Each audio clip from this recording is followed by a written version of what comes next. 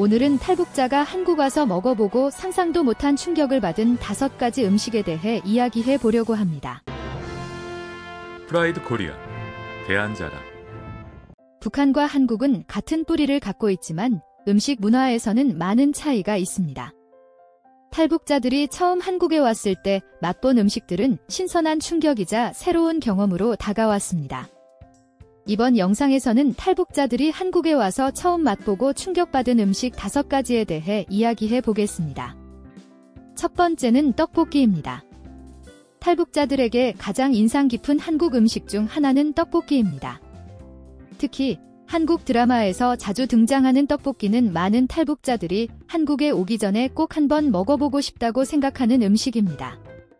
북한에도 떡과 비슷한 음식이 있지만 한국의 매콤한 떡볶이와는 다릅니다. 탈북자들은 처음 떡볶이를 먹었을 때 그 강렬한 매운맛과 특유의 양념에 놀라움을 금치 못합니다.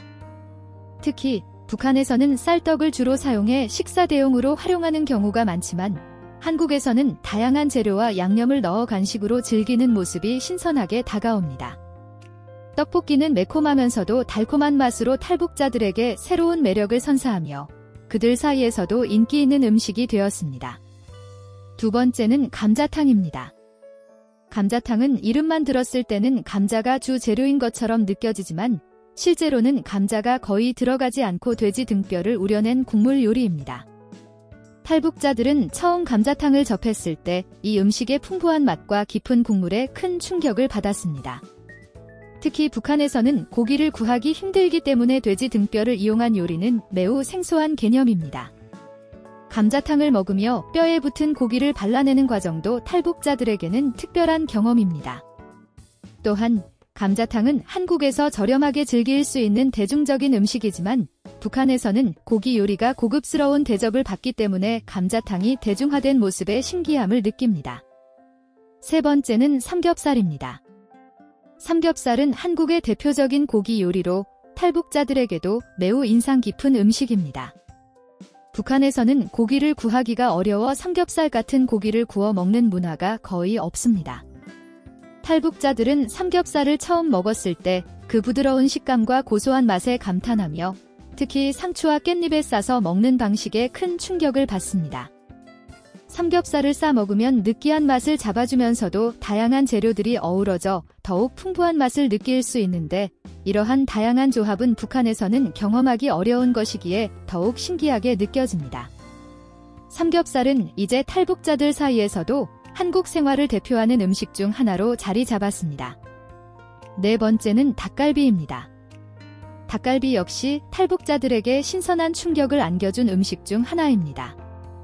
북한에서는 닭고기를 요리할 때 주로 물에 삶아서 먹기 때문에 한국처럼 양념에 재워 구워 먹는 닭갈비는 굉장히 색다르게 느껴집니다. 특히 닭갈비에 다양한 야채와 고구마, 떡 등을 함께 넣어 볶아 먹는 방식은 북한에서는 찾아볼 수 없는 독특한 요리법입니다.